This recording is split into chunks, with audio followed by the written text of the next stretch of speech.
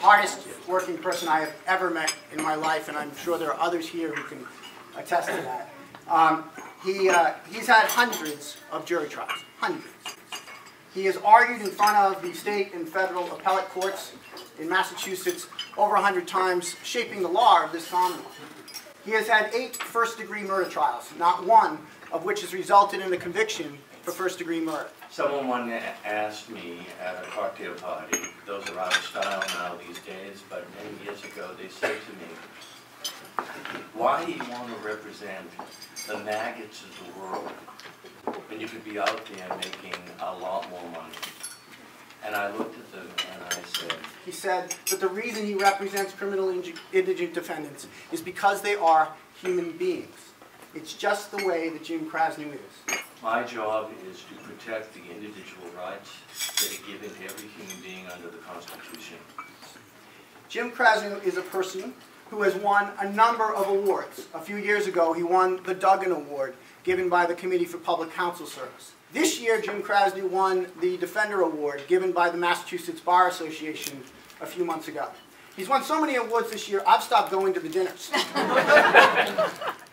Jim Krasnoo is not a person who's afraid to use a sports analogy, even though Jim Krasnoo knows nothing about sports.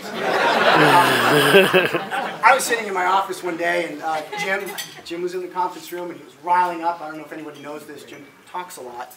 And he also can be very loud.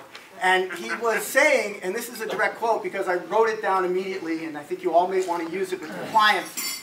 He said, trying to get these clients riled up, "They're kicking us around like a volleyball, from soccer post to soccer post."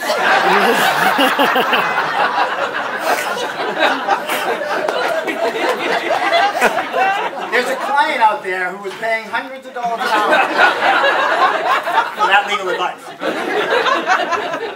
But if you're one of those people who have called or emailed Jim because you had a question, or maybe one of those people who came to our office and met with Jim behind closed doors because you had a case in which you do not know what to do, or maybe you were in one of his classrooms or in the courtroom and you listened to him and you learned from him, I'd ask you to hold your applause for Jim for just a minute.